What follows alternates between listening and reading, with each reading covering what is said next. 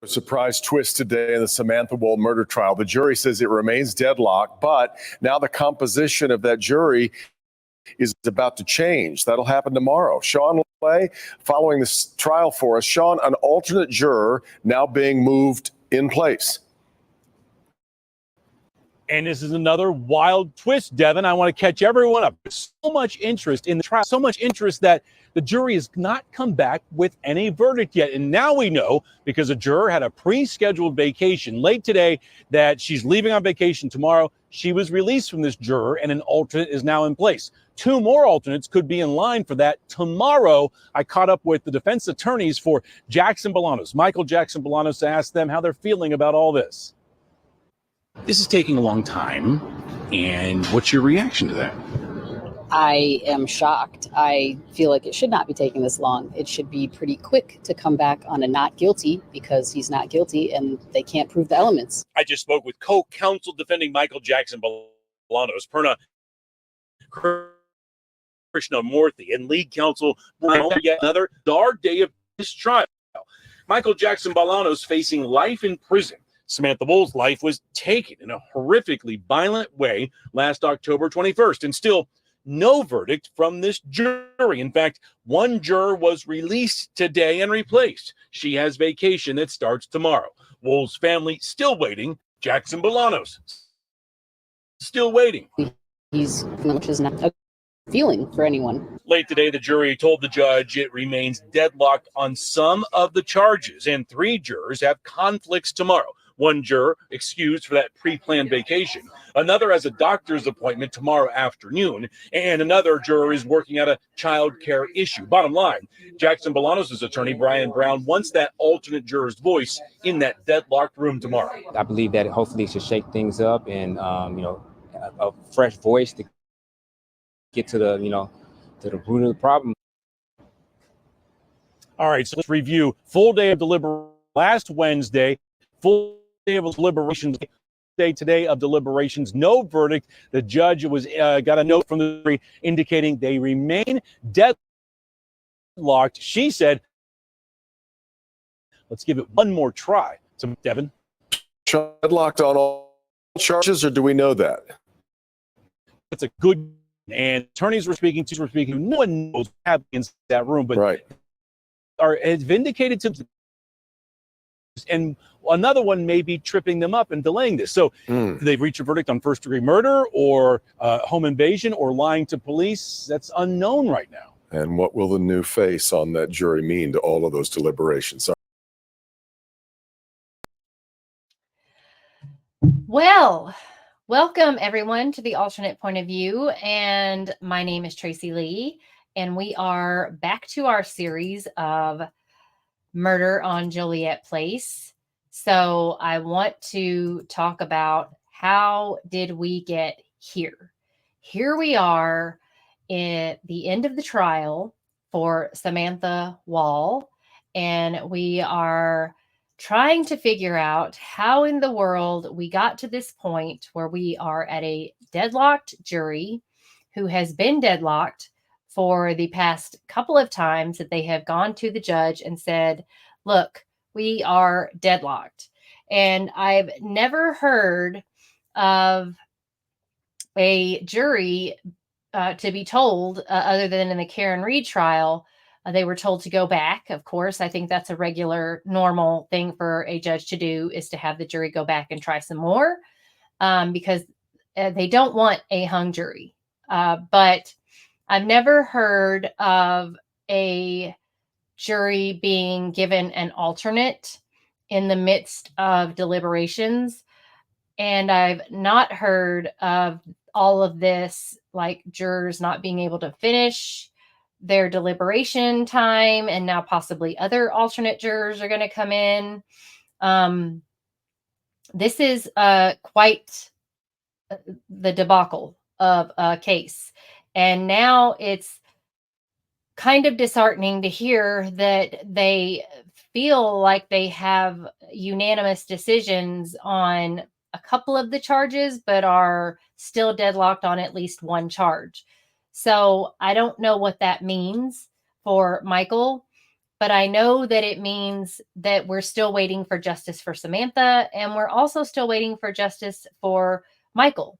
What I wanted to do today for this Samantha Wall series is I wanted to dive a little deeper. I know I've discussed the synagogue before.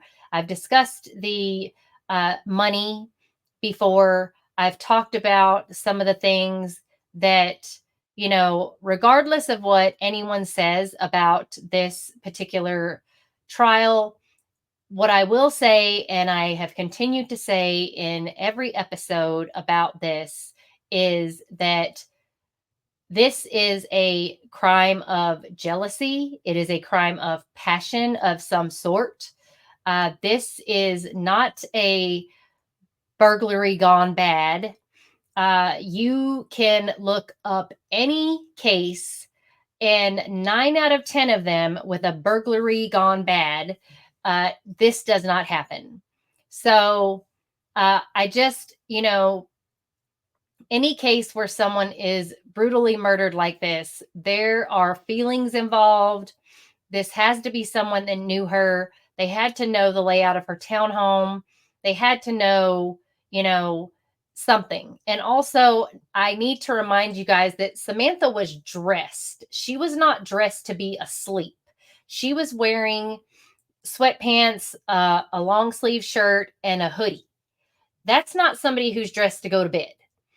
Even though she had already taken her sleeping medication, which tells me that she was probably ready to go to bed and wanted to go to bed, but something or someone kept her up. So there is a reason that Samantha was dressed the way she was dressed. There was a reason that she was murdered. It's probably obviously senseless, but something happened to Samantha that night by someone that she knew. So I really would just like for someone to see this with a pair of eyes that understands that this is definitely a crime of passion. And I also want to point out, as I do every episode, is that this was national, international attention. Because if you remember, Hamas attacked Israel October 7th of 2023. Samantha was murdered October 21st of 2023. That was her last day here on earth. And that is 2 weeks to the day after Hamas attacked Israel.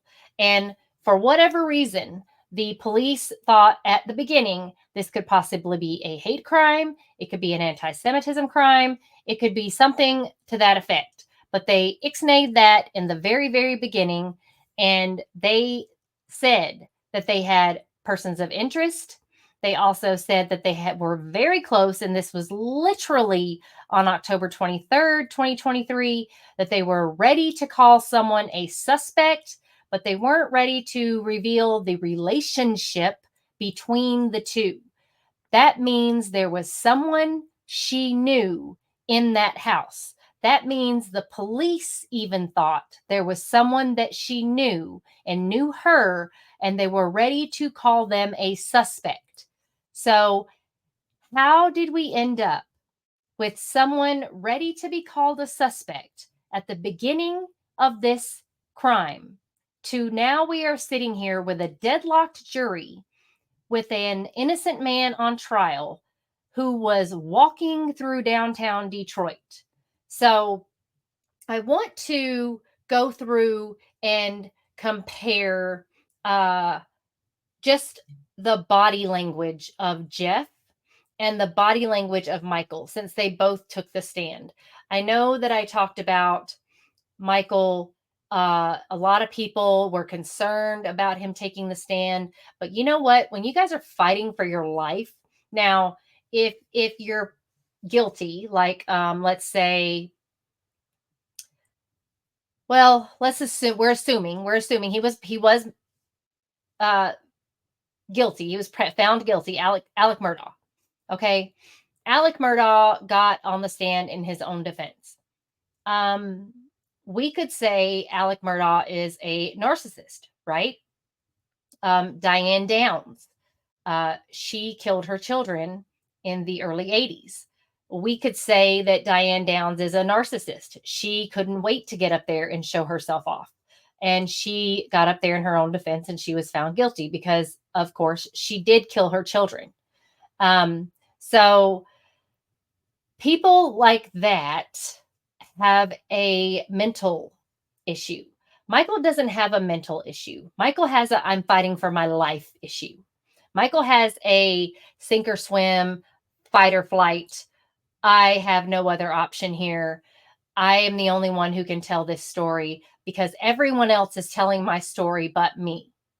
And everyone else is telling a version of my story but me. Everyone is placing me in places on that night that I have to explain because all you're getting is parts of the story. You're not getting the whole story. So Jeff Herbstman, Samantha's ex-boyfriend, also told a story. If you recall, and for some of you who are new to this trial, this story, Samantha Wall was murdered. She was stabbed 8 times and possibly beaten on October 21st, 2023, in the comfort of her own home. And it was by someone that she probably knew. She welcomed everyone into her home. She did not keep her alarm on. She loved Detroit. She thought the best of Detroit. She had a key box with an extra key in it that she gave friends that she knew the code to. The key to that key box was laying on the sidewalk in front of her home, and the key box was unlocked. That little detail is not lost on me, but it clearly is lost on the police, the FBI, and the state police. So why is that detail lost on them? I don't know. Why is the detail of her back door being opened at 12:35 and closed at 12:38? I don't know. They're using that as she was vaping. How do you know she was vaping? You don't know that. No one knows that. No one knows if she was letting someone in or talking to someone out there or vaping or taking out the trash or whatever. No one knows any of that. Her front door opened at 12:31 and it showed open again at 1:01 and at 1:24 movement, at 4:20 movement, at 1:29 to 1:35 her phone was being unlocked. At 1:02 a.m. she sent a heart emoji to a guy named David Wilkinson, who, by the way, was not called to the stand, although just about every other guy in Detroit was called to the stand. So I find it very strange that this David Wilkinson, who, by the way, was supposed to spend the night at her house that night, has not been called to the stand, has not been part of this trial. And why? Because he is apparently a big shot lawyer and a Republican who also ran for office in Detroit. So I wonder if that has anything to do with it. Like I said, there's a lot of money flowing through this case and through Samantha's death. And I do believe that because of all that money, there is a reason why Michael Jackson Bolanos is the one on trial and not Jeff Herbstman. Now, whether Jeff did it or not, the boyfriend, the ex-boyfriend, is one thing. But the fact that he confessed to killing Samantha and the fact that we don't know if he was released because they didn't have enough evidence, that's one thing. If you don't have enough evidence to hold the guy, that's one thing. But it can't count him out. You can't count the guy out altogether. He confessed to a murder. So the investigation should still be ongoing. How many investigations have we seen where the spouse or the ex or the boyfriend or whatever the cops just had this, they just knew this person did it. They knew it, but they didn't have enough evidence to pin it on this person to totally be sure that they did it for 10, 15, 20 years. But eventually they never gave up and they finally found the piece of evidence. Look at the Gigolo Beach serial killer. Look at that guy. They had their sights on that guy for how long? And finally, a piece of pizza is what did it. But they had their sights on the guy. Okay? Patience, people, patience.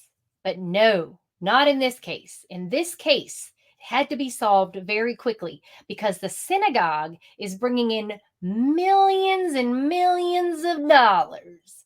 And they got to have that money flowing, y'all. They got to have it because it's the last freestanding synagogue in Detroit. And it has already brought in many donors and sponsors, and they got to keep those people coming in. They can't have this looming darkness of a murder. And I mean, okay, it's one thing to have a looming murder on your hands, but that you can milk for sympathy. Yeah, because Samantha was the president of said synagogue that brought in these millions and millions of dollars. But what they can't have is old Jew boyfriend, ex-boyfriend over here, possibly murdering president of said synagogue. Can't have that. Oh, heck no. That would be bad for business. So if you have ex-boyfriend who's Jewish,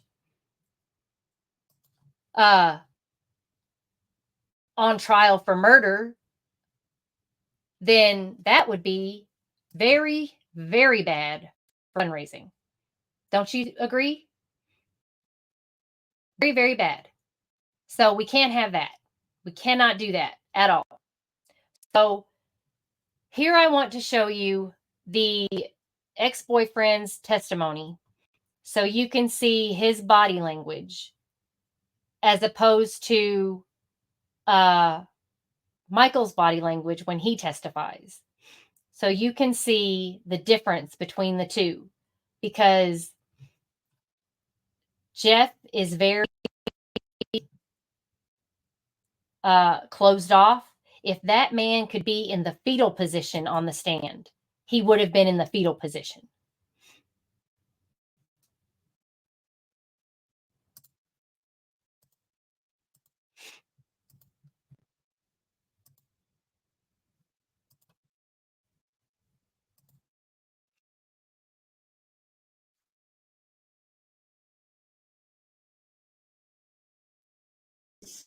Directed. The phone call was directed towards her. I believe we tried to reach her, but my father picked up. You don't remember? Also, I want you to notice how Mother to contact that attorney. mousy he talks and quiet. Just. You remember that? Yes. Right.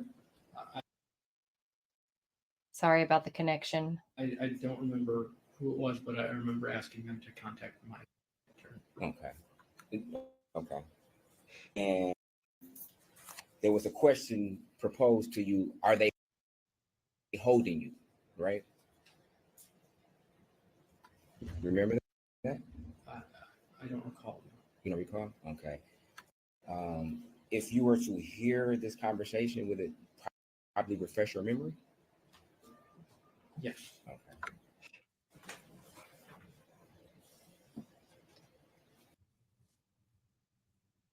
So you're gonna have to just show him that what they do here or something. Yes. I teach.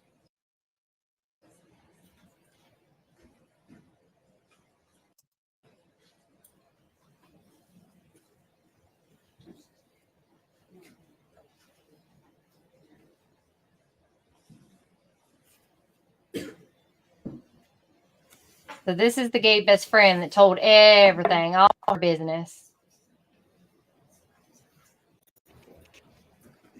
This is her sister.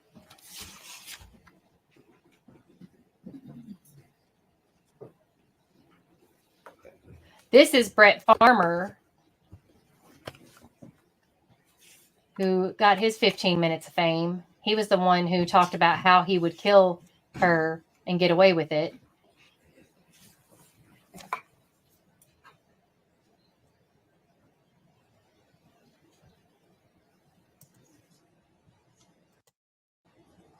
Okay, so this is Jeff. He's not handcuffed. He's got water. This is him in the interrogation room.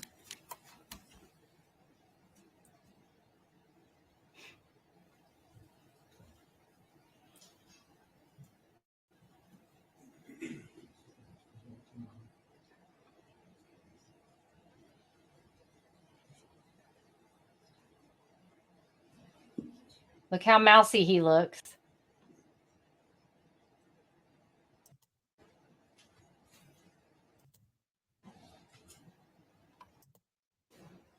See his hands folded in his lap. He's looking down.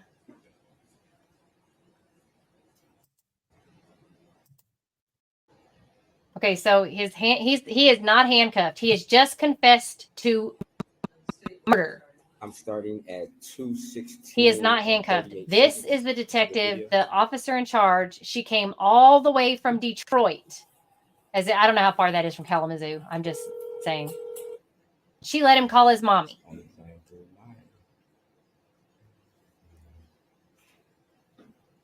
Not handcuffed. Just confessed to murder.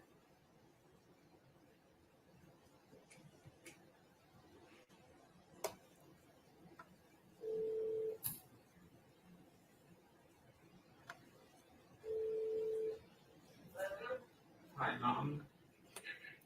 Jeff. This is Jeff. Hi, Jeff. And where are you?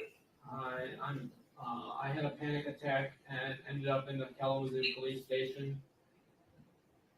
Okay. If you could please contact that attorney for me. Okay.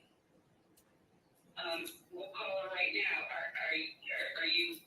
Are they holding you? Yeah. Okay.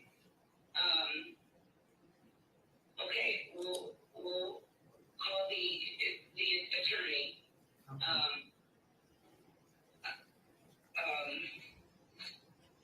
Are they keeping you overnight, or what are they doing? I don't know. Jeff, do you need medical assistance right now? I could use a psychiatrist, yes. Well, then you need to tell them that. I did. And what did they say? They haven't said anything. Okay. Okay. All right, we have to wait till tomorrow morning before we can call the attorney. Yeah, I understand. What police station are you in Kalamazoo? The Kalamazoo Public Safety Headquarters. Can you give me an idea where that is? No, it's Kalamazoo. I don't know. I was driven here. There's somebody there with you now? Yes. And Judge, I guess I'm going to object to this point. I think we went beyond any impeachment or refreshing recollection or whatever this might have been. So you would agree that you spoke to your mother, Yes. okay, and you told her to call the police. I mean, not police, but I'm sorry, attorney. Yes. Okay. You would agree that your mother never asked, "What are you being arrested for?" Right? You'd agree to that, right? Yes. Your mother never asked, "What are you being detained for?" Right? Yes. Okay. Your mother already knew, right? Because you had a conversation with your mother prior to you calling the police, correct? No. Oh, you didn't? You went over to Chicago the week before this particular day. Isn't that true? Yes, I believe so. Okay. And Yes, saw I your parents believe that so. weekend. Yes. Okay. And So his hands are folded. you stated earlier that the attorney you had was recommended by a friend of yours, right? That's correct. Okay. And then you also say that after the date of October 22nd, you never retained her services. Didn't you say that? That's correct. Okay. So when you say the attorney you got for me, at this point in time, she, according to your direct testimony, she wasn't even your attorney, That's correct. right? But you told them to get the attorney they had previously got for you or had got for you at this particular time, right? I don't believe You don't believe? that that's what I said. Okay. So you didn't tell your mother or father the weekend before to get in contact with your attorney? The weekend before, no. You didn't?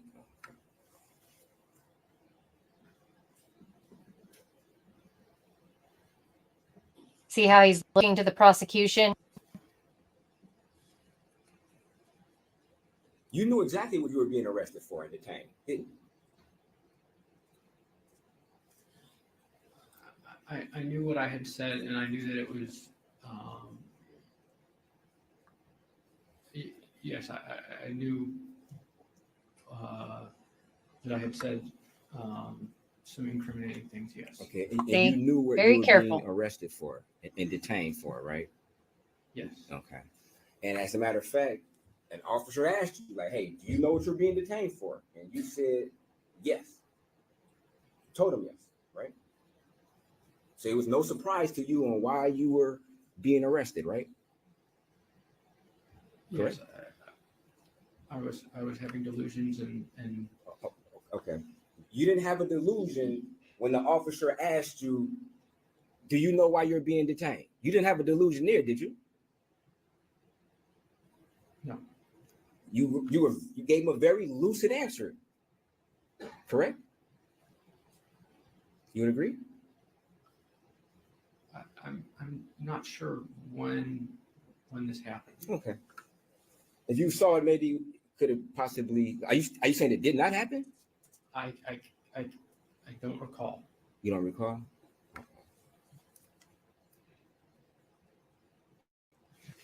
He's looking over to the prosecution. He is staying in this mousy, curled up kind of position.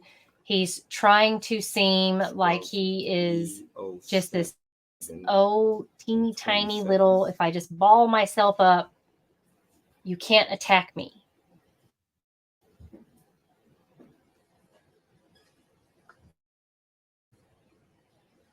And you see how he's, so this cop in here is going to be one of the only ones that seems to, like, I don't understand how he's not handcuffed. No water? Well, you got water. Yeah. You got water. Actually use the bathroom or anything like that? You know what's going on with you right now? Huh? I'm being detained, yeah. You know what for? Yeah.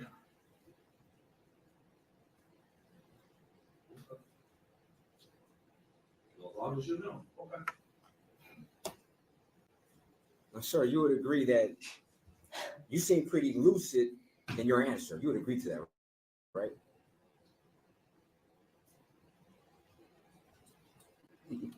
You would agree with that? I believe that I was several days afterwards. Okay, you would agree that your answer was a lucid answer. Yes. Okay. You would agree that you didn't have any rapid breathing at this point in time, right? That's correct. You're not hyperventilating, correct? No. You're not crying or shaking, right? At this point, at this point in time, right? You'd agree with that? If you want to play the tape back, I was crying and shaking prior to this. I'm asking, when this question was proposed to you, you did not cry when you answered the question, right? Yes. Okay.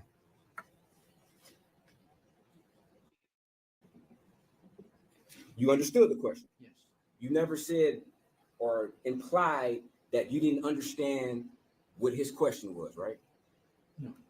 You didn't imply that you didn't understand why you were being detained, right? No. Because you had an opportunity to think what his question was, and you had an opportunity to think about why you were being detained before he even asked you about it. You were thinking about that, weren't you? I'm not sure I understand. Okay. Prior to him even asking you,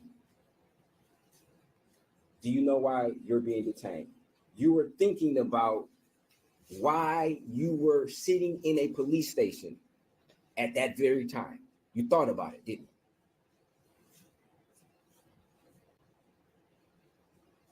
So you're asking me, I had to predict that he was going to ask me that question? No, I'm not asking that.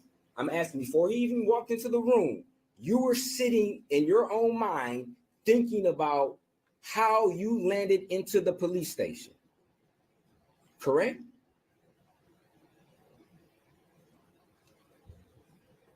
I was trying to understand what had happened to me.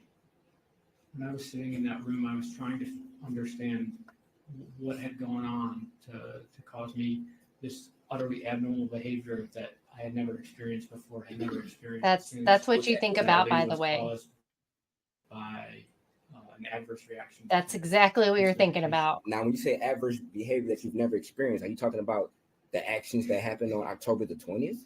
Those actions? Is that what you were thinking about? No. Oh, you wasn't thinking about that at all. That didn't cross your mind at all. You weren't replaying in your mind anything about October the 20th leading into the 21st at all. All that time you were sitting in that police station. Is that what you're saying? You didn't think about it at all?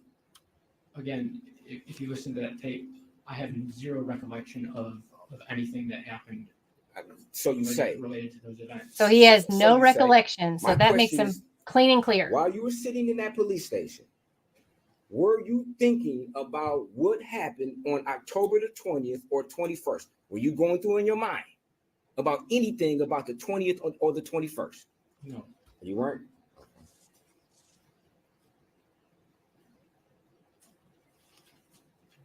You were thinking about losing your job, though, weren't you? Yeah, thinking about losing his job.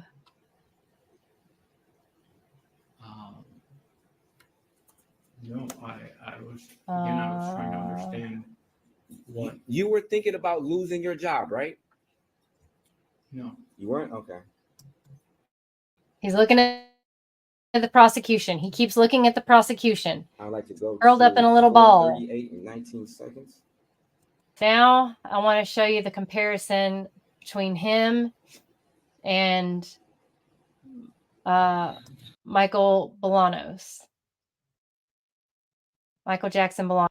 But first, taking the stand, we begin with major developments in the murder trial of Michael Jackson Bolanos, accused of brutally killing Detroit Synagogue leader Samantha Wall in the fall of 2023. In a stunning twist today, Bolanos Jackson admitting he discovered. So, Michael Jackson Bolanos. Standing in front of a dead white woman. That doesn't look good at all. Why did you? Look how he. Because I had just touched a dead person. He's wide open. His body language is wide open. Not. Okay. Did you ever? And when you say absolutely not, absolutely not. Did you ever remove any items from their pockets? Absolutely not. Did you stab Samantha Wall? Absolutely not. I had no weapons on me that whole night. What I'm out there doing, I don't need no conflict, no confrontation with anybody. Taking the stand in his own defense, defendant Michael Jackson Bolanos, in his own words, describing what he says unfolded in October of 2023. At the time, synagogue leader Samantha Wall was found stabbed to death outside her Detroit home. Jackson Bolanos admitting he was in the area stealing from unlocked cars, but he's adamant he simply panicked when he discovered Wool unresponsive. I didn't shake the body. I just checked the neck, put my hand kind of like in between right here.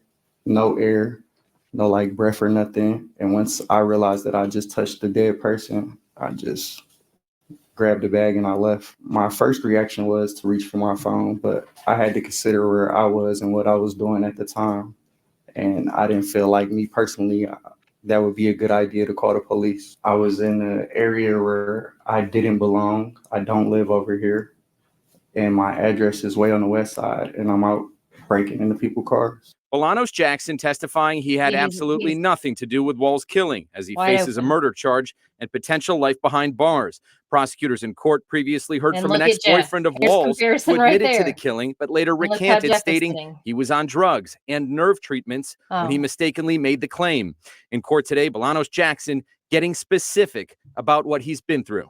That emotion of just touching a dead person, now I got her blood on my hands, and I just wanted to like get away. What is the truth? The truth was that I was in the area. I never denied being in the area. I was in the area messing with cars. Upon my exit, I saw the woman laying on the sidewalk. Did you ever submit to a DNA swab? I did. Okay, why? Like I said, I had nothing to hide. I didn't get rid of nothing. I didn't dispose of anything. I had nothing to hide. I didn't do anything. Testimony from Jackson Bolanos resumes Monday morning. We will, of course, bring you.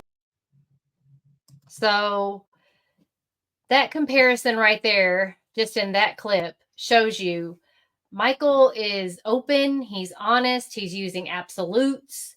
He also gave his DNA, which matched nothing. Jeff also gave his DNA, but they did not ask Jeff to give, as far as I know, didn't ask Jeff to give a lie detector test of any kind. Like, if you have someone who has confessed to murder, you would think you would leave no stone unturned.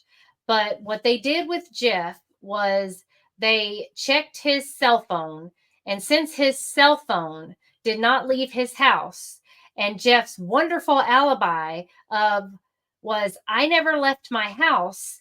I sat home and played a podcast and listened to a record and then went to bed and got up at 7:30 the next morning, which conveniently enough is an hour after her body was found, and went to the grocery store, he couldn't possibly have done it. So Jeff, who has zero alibi to be confirmed, his phone supposedly never left his house.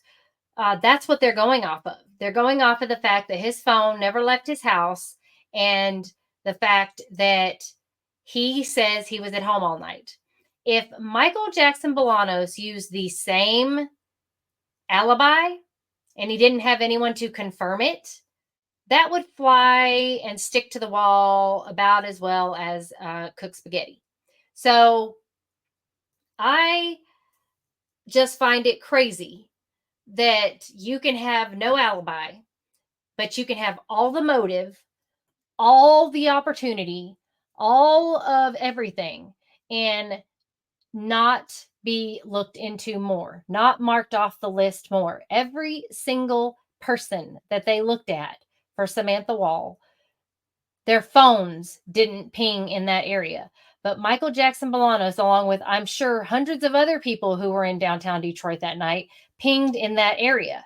But they didn't decide to pick any of those other people. They chose Michael Jackson Bolanos because he has a criminal record and because he was just walking all over downtown Detroit and just happened to be using some of the same cell towers or pinging off the same cell towers that were in the vicinity. And none of them say that he was seen in Samantha's house. None of them say he was literally where she was. None of that. None of the pings say that. They say he was in the area, in the vicinity, in the, zone, but nothing to say that he was actually with her. So if you use that logic, then you could logically say that Michael Jackson Bolanos was not there. The same way you're saying that they're saying that Jeff wasn't there, David wasn't there, Aaron wasn't there, Brett wasn't there, Paul wasn't there. All of these other people that they listed weren't there. Again, to get back into the Isaac Agree Synagogue, I want to point out that, when you go to their website, you go to their page, they are using Samantha's pictures. They have her everywhere in this synagogue. I will be happy to show you.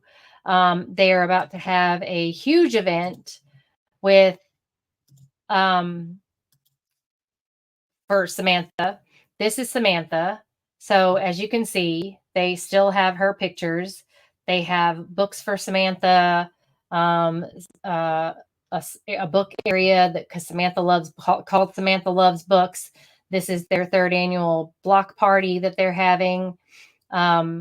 This is in honor of Samantha. They're going to have a third annual block party to celebrate the completion of their long-awaited roof deck and the naming of the building in honor of Samantha Walls. I don't know if that means they're renaming Isaac Agree. Isaac Agree has been around for over 100 years. So I don't really know what that means. I don't know if they're naming the building after Samantha or if they're, it doesn't say renaming. It says, and the naming of the building. So I'm not really sure what that means. If you look at the staff for the synagogue, all women. The rabbi is a woman. The executive director is a woman. The associate director is a woman. The office management is a woman. There's a dude. There we go. Program and engagement corporate coordinators, a guy. And the cantorial soloist, a woman. So everyone is a woman. And that is what Isaac Agree Synagogue is all about, is feminism and having everyone women. They're very, very big into having everyone be a woman, as many women as possible. That is what they pretty much, I guess, paraded on. This is what they campaigned on. This building, getting this building. So they everything for this synagogue. And then if you go down and you want to see the big foundations, so all of these huge foundations, a lot of these foundations are real estates owned. They're very, very well off families. So don't get it twisted. This is money, money, money, money, money. Okay. And this is to serve a Jewish Detroit. So let's not get crazy, people. This is all to make Detroit as Jewish as possible. So not saying that's a bad thing. Okay. I'm just saying, there's something to this. Okay. Don't think that there's not money involved in this. There's not politics involved in this. There's something involved, and there's money wrapped around it. So I'm just putting that out there.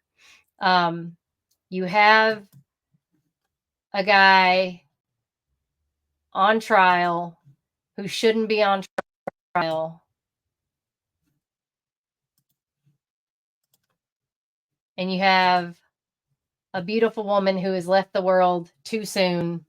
And I have so many theories on what happened to Samantha.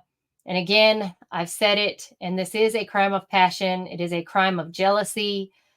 With the amount of power that Samantha had, whether Samantha, as everyone has stated, was so loved and was full of love, that can also be a crutch. It can be something that people find offensive. There are people that, as they say, keep your friends close, but your enemies closer. Samantha may have been a very well-loved person, but there's always somebody out there that wants what you have and is jealous of what you have and jealous of who you are. So this is a crime of passion. Now, is it a crime from an angry, jealous ex-boyfriend? Is it a crime of a jealous man who couldn't have Samantha that wanted Samantha because they were out of her league or she was out of their league? Or is it a crime of someone who was jealous of Samantha because she was a woman who was a career woman, who was a single woman, who could have pretty much any Jewish guy she wanted? What what was it? Could it have been a female? I mean, no one has even thought about it being a female. Could it have been a female? The cuts were not that deep. There was only one of those cuts that was deep, and it was right here through the larynx area. So could it have been a female? She had more male friends than female friends, but a lot of women who don't get along well with women. And I'll tell you this as well. So all these women who are about all this feminism and stuff and wanting all women to be in these positions, I'll tell you right now, you cannot have more than 2 females working in this under the same roof and there not be some cattiness going on and not be some stuff that's happening behind the backs of the others. I'm telling you, you just cannot, you can't do it. It doesn't happen. I don't care what planet you're on, what time realm you're in. I don't care. No place can you work under the same roof and have 2 females or more working there where you don't have a female that is jealous of another or judgy McJuggerson of another or that is not talking smack. I'm telling you, it doesn't happen. It does not happen. So all of these females working at this synagogue because they want to be all high and mighty and females in power, I'm telling you, no one has thought of it. It could possibly be a woman. Nobody. But could it be? Because Samantha had power. She was a powerful woman. She was doing pretty dang well in her own right. So it may not have been jealous ex-boyfriend. Maybe it was a jealous friend or not friend. Someone who wanted what Samantha had. Someone who was jealous they couldn't get what Samantha got. So something to think about. Thank you so much for watching this channel, embracing this case. If you have any thoughts or ideas, or if you know anyone involved in the situation, I know that her family believes it's Michael. I know the Jewish community in Detroit believes it's Michael, and I know that they are pushing that this is Michael. I know that they believe that Samantha was a fighter for injustice and was a fighter for justice. And I believe that this is not the type of justice that Samantha would want. I don't think she's a fighter for this kind of justice because I know Samantha knows Michael didn't kill her. I know Samantha knows who killed her, and it's someone in her own community that did it. So it's going to take someone in her own community to speak up. Whether that happens or not is going to be something to see. But I can guarantee you it is something in her own community. And it's either a jealous boyfriend or a jealous female friend. Because again, that many women in one workplace just doesn't work that way. Sorry, folks. It doesn't. Appreciate y'all watching. Please like, subscribe, comment, share the channel. Thank you so much. Kamsahamnida. Appreciate it.